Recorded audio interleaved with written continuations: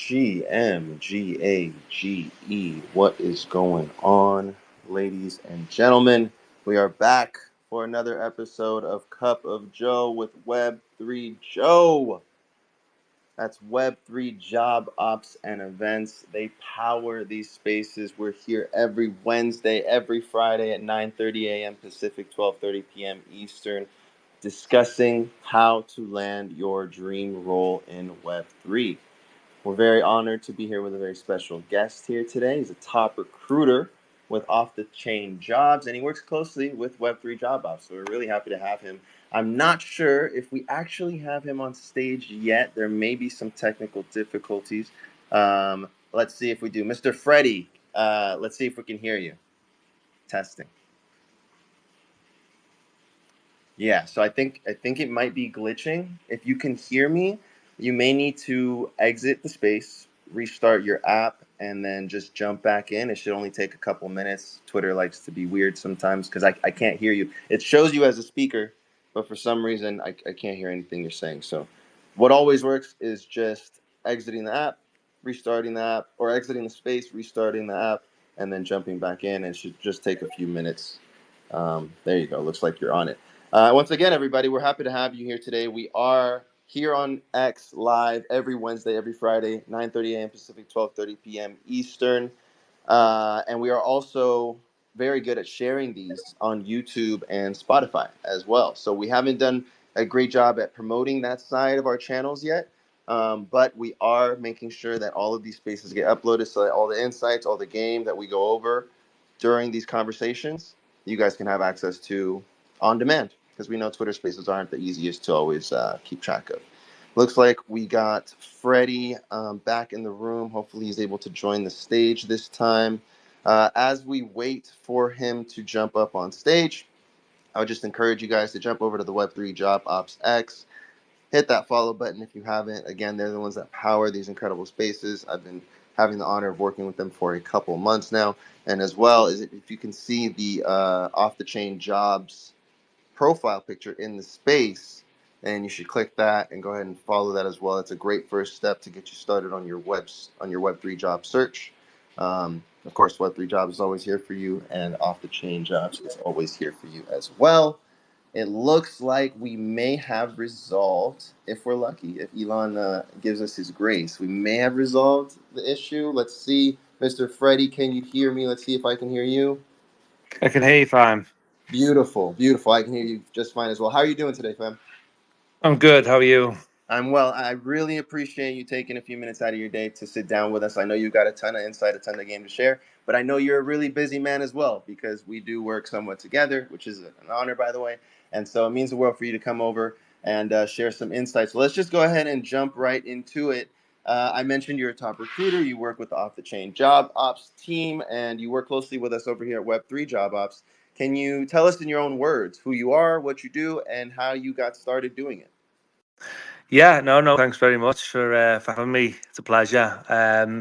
So I'm Freddie Potter. I been recruiting in the Web3 space since 2019, 2020 now.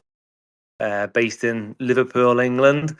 So kind of got interested in the kind of tech space, and started to trade a little bit. Started to get the interest, and Bitcoin was probably as low as $10,000. I wanted to invest a bit of money into it. And obviously, being in recruitment already, started looking at companies, what they were doing, seeing how much they were raising. So kind of pivoted a bit of my recruitment into the crypto space. And I mean, last bull run in recruitment especially was pretty crazy. It was a lot of learning to happen, to go through. But times have definitely evolved since the last bull run, when it went from 10 to 65,000 or whatever it was, and then down to 30, and now back to whatever it is. But recruitment's been a, a wild journey from there to now, but super exciting to speak to all the the companies building, and see where the future holds. So, Freddie, were you actually a recruiter prior to being a recruiter in Web3 as well? Yeah, yeah. I've been recruiting now for, I'm going to say 15 years. Wow. Okay, that's a lot of experience. And so you mentioned that it's evolved a little bit from last cycle to this cycle, which would be expected. Can you talk a little bit about what you mean by that? How have things shifted a little bit from last cycle to this cycle? Obviously, there's a lot more candidates. So there's a lot more people who have jumped from kind of Web 2 to Web 3 now. So the candidates is obviously the pool's a lot bigger. But when I say the kind of like the change has happened, is there was a shift from the candidate was king, whereas now the client is king. So when we first jumped into kind of the Web 3 space, we were still learning, but there were companies throwing money at developers, smart contract developers. Um, so you could work on a retained basis back then. There wasn't a lot of recruitment agencies in it. We kind of got the first wind, I suppose, not like the first wind, I suppose, probably more the second wind, but um, it was more the candidate was king. Now it's the client is king. The client's got more ownership. You can take the time. Whereas now, back then, it was we'll pay you up front for PR desperate. We want to ride this wave kind of thing. So that's kind of evolved, and obviously, there's more candidates in the industry as well. Yeah, that's what it sounds like. So it sounds like supply, I mean, that natural law of supply and demand, right? The supply of candidates was less last cycle. It's more now. So there's more competition and more leverage for the clients, right? Yeah, exactly. I've also heard, and let me know what you think about this. I've heard that last cycle, I got in 2021 last cycle, so just in time to be exit liquidity. So you have more insight on this than me, but I heard that last cycle there was more of a focus on more technical roles, and there's always going to be a focus on tech roles, but there was maybe a little bit more of a focus on tech roles and the demand for technical roles. And this cycle, that focus seems to maybe be a little bit more focused on marketing, CMO type roles that can get teams through TGE. What are your thoughts on that? Has that been your experience? Yeah, absolutely. I think the tech roles was kind of our bread and butter at the time, and that's kind of how it all evolved. It was, like I said, the smart contracts, the developers, front end, full stack, all who've worked in Web 3, worked on blockchain, was just crazy back then. I mean, it still is kind of obviously people need developers, and the marketing people know that token means a lot to a lot of companies. Building up a narrative is just absolutely key in Web 3, and building the followers on X, building it on LinkedIn, Discord, etc., to make the token do well. And then so usually it's the devs that start business, and then they bring in the marketing, and then they actually look at the product, and then they bring in product people, and then so yeah, it seems that marketing seems to be like, bringing build the narrative, and then we'll build the product. So you've given us a pretty solid foundation of like the current market, basic, very bare bones structure of like what's going on in the current market. I'd love to get into the practical advice for anyone listening. Shout out to the fucking cats. We see you. This isn't your first time joining our space, and we go back from Loud Punks Day. So appreciate you being in here. BCBA, I see you. Anyone listening recording on X, YouTube, or Spotify, we appreciate you. Again, we're here for about 30 minutes or so. So now on to the practical stuff, Mr. Freddie. Very basic, high level. What advice would you have for people listening who are looking to break into working in Web3? What I would say to someone who's breaking into Web 3 is,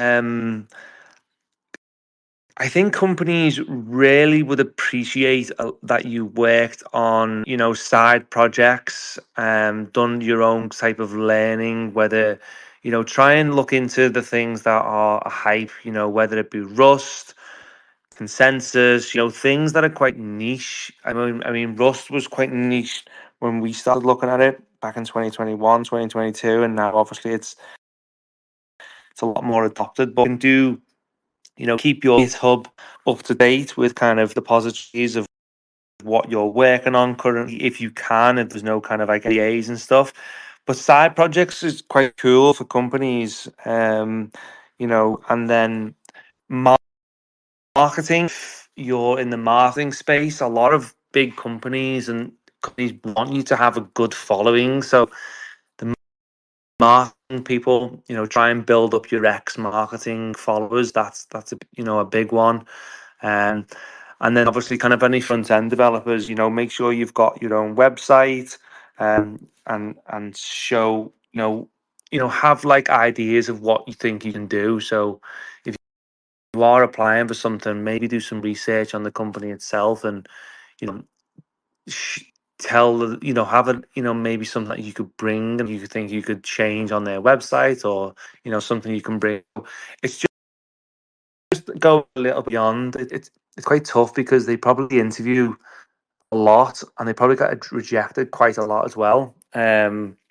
So yeah, maybe those things. And in your experience, this is something we don't always get into on these spaces, but I think it's important. In your experience, like, what are some certain risks that maybe are more specific to Web3 job hunting that folks listening should be wary of, should be considerate of when they're out there in the wild world of Web3 searching for their role? Um, the risks are you've got to try and do your own due diligence on the company itself. We obviously try and work with companies that have good runways, wanting to actually build something genuine. So obviously there's a lot of volatility in the space itself. So you know you, there could be layoffs quite quickly, depending on the company itself. Obviously, a lot of scammers out there as well, so obviously you've got to be aware of that. But yeah, it's obviously a very volatile industry.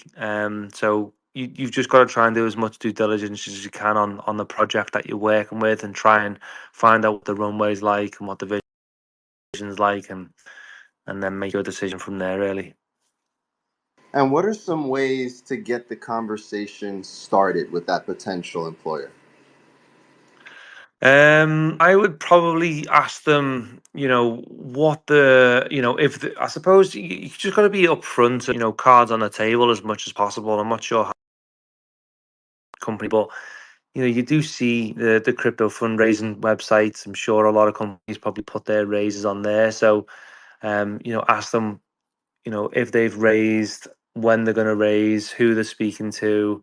Um, what the runway actually looks like. I think it's just trying to be as transparent as possible, because a relationship with an employee and an employer has to be as honest as possible, because otherwise you have to start out like your family in a sense. So, you want to build that trust, so that's kind of the best way to go about it. So cards on the table and try and be open and transparent. Yeah, I think that's great advice just in general. But my feeling and my experience has been that, like, Web3 folk might just be just a little bit more appreciative and more responsive to that cards on the table, authentic, genuine approach, which again is always a good and positive and probably the right approach. But I think in Web3 it's that much more get to the point. How can you help me? How can we work together? Where are we going? Yeah. Um, what are some good interview questions for people to prepare for once they actually land that interview? And I guess just ways to be successful in the interview in general. Um, Good interview questions is just what ask about the company and what their highlights are, and then maybe ask in relation to like how well have they done since bringing up a project, and then maybe your own research in relation to a role. Then you can kind of like adapt your question to their answer. So if you're going to ask a question, you want an answer from that. So what I'm saying is like it's kind of leading someone down a path, you know, of being able to add something to the question that you're answering, and maybe adding, say, like, this is what I feel like I'd bring to the table. You know, because I'm sure, hopefully, that if you are speaking about a specific role, you've, like I said, you've done some research on it. So I would say asking about the founders, who they are, where they've worked, what they've built, would be something that would be of interest as well, because then you get to the company and who they are. And in your experience, what are some maybe top of mind things that come to mind in terms of differences between job hunting, interviewing, going through the process in Web 2 compared to Web 3? Um, I think what are the differences between Web 2 and Web 3?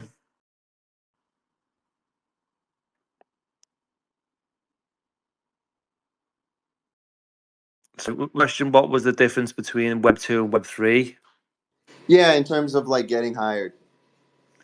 Um, I think do you know I mean, the processes are quite similar. You know, the Web 2 companies and the Web 3 companies, whether it's just AI or just crypto, I think, um, you know, there's obviously a lot of technical interviews with Web 3, a lot of scammers and a lot of fake people that come into the Web 3 space. I definitely think it's a lot harder to higher Web 3 than it is in Web 2. It's not very as like traditional tech. You know, you got to work on a blockchain. You can get found out pretty quickly, um, and obviously it's very very fast paced as well. You know, Web 2 is probably a lot slower. Um, and there's a lot more to learn. It's kind of infinite learning with Web 3. So I would say that in a sense. Yeah, good point. And I want to get into your personal insights as a recruiter, what you look for.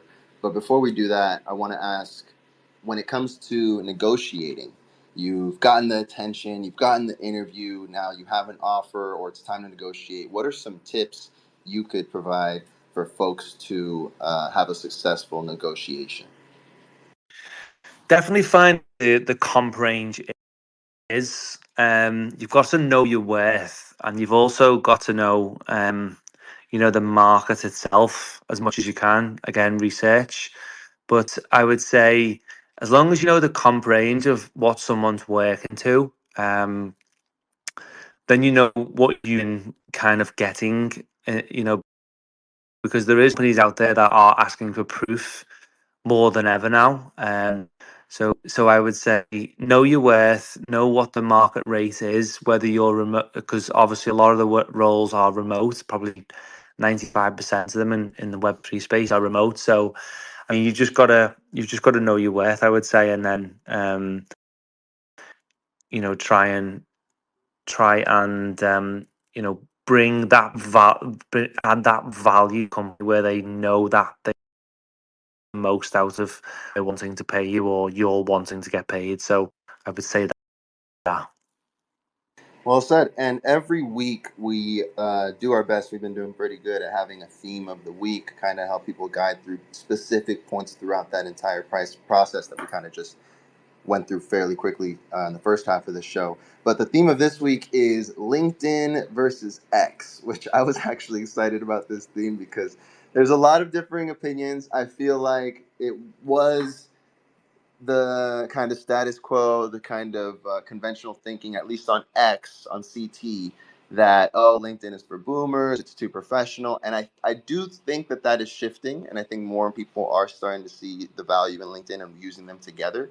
But in your experience, like, what are your thoughts on like LinkedIn versus X and having a brand and a visible profile on each?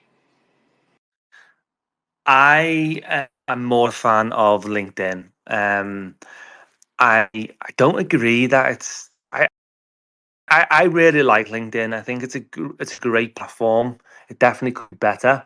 Um, I feel like X is too wild west, and it is very crypto X. But I do think for if you're looking for a role and you're looking to find people, you're wanting to, whether you're a client or a candidate, LinkedIn definitely the place to be. I mean, like I feel like X is wild west. Um, so I would say, that would that for me is just the best place to be. So making sure your LinkedIn profile is, you know, clear, concise. You've got a good headshot. You're clear on what you've done in the past and the kind of what job roles that you've done, because LinkedIn is a very as you know, it's a we work off words and what you've done. So be very concise in what your LinkedIn is. Get recommendations on your LinkedIn from companies and managers that you've worked with. This all helps getting a role.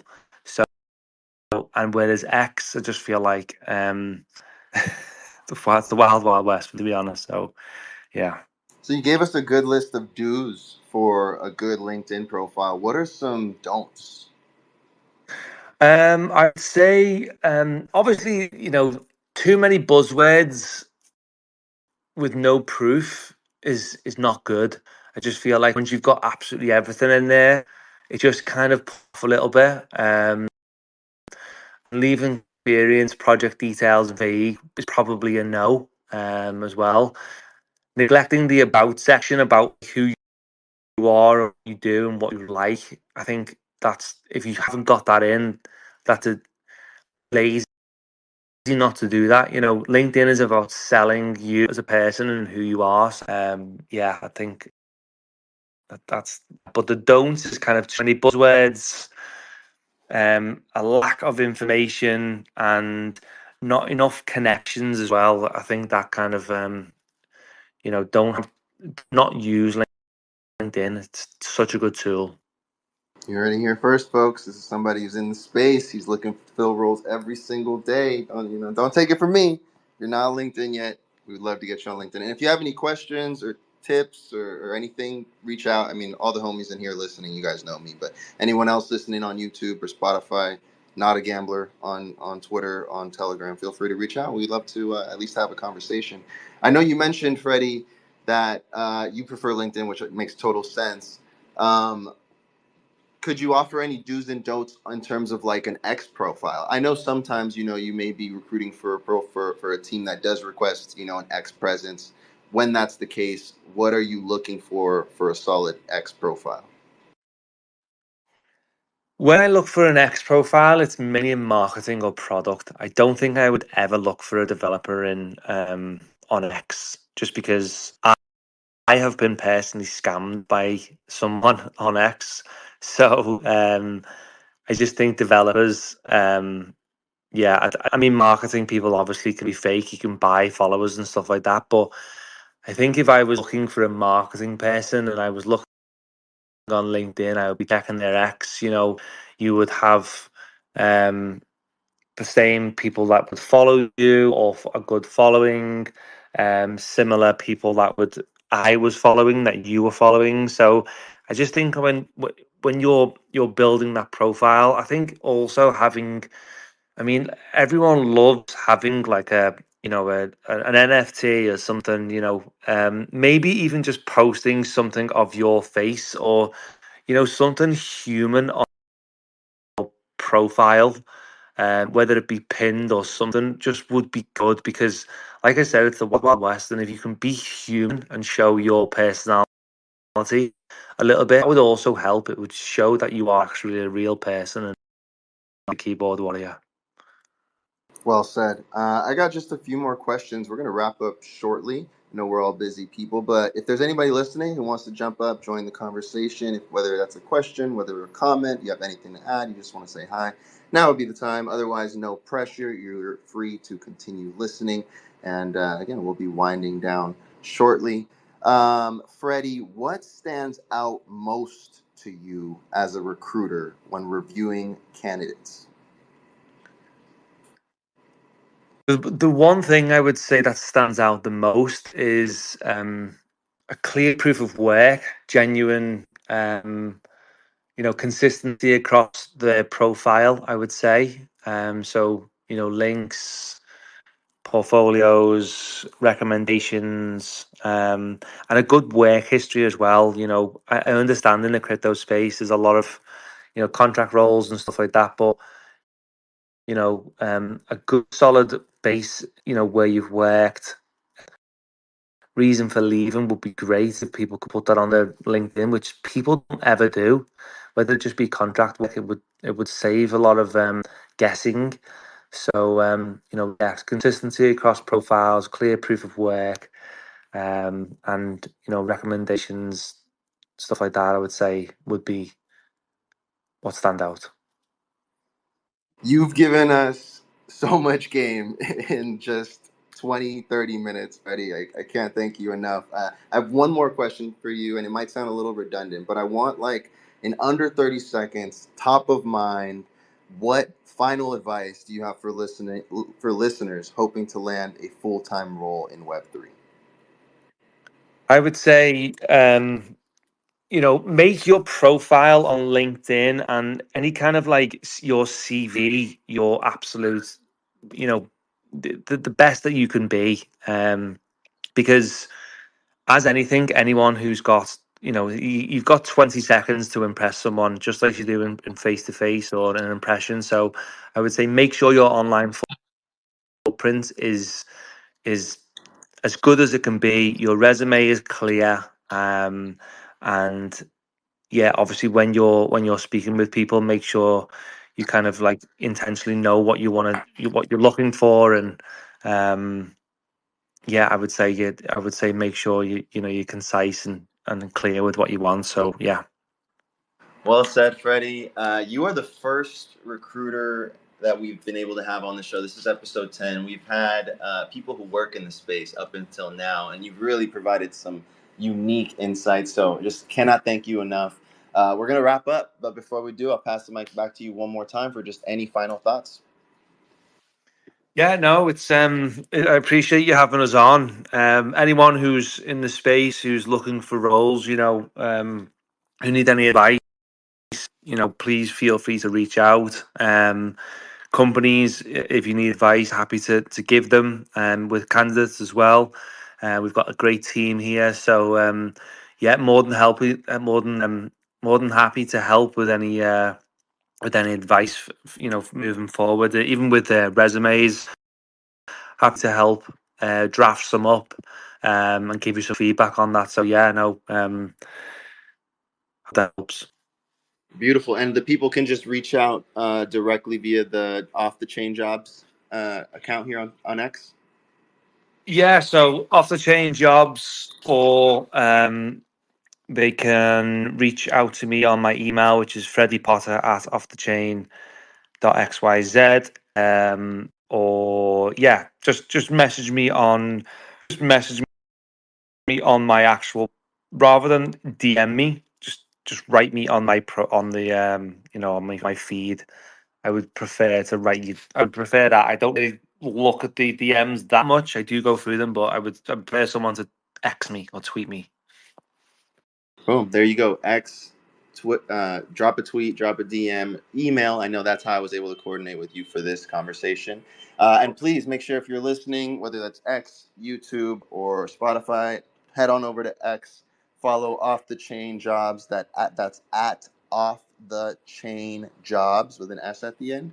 And again, it's an honor. We're over here at Web3 Job Ops. We work closely with this team. Couldn't recommend them enough. And would super recommend you reach out to Freddie, reach out to us, reach out to either one, and we would love to get the conversation going.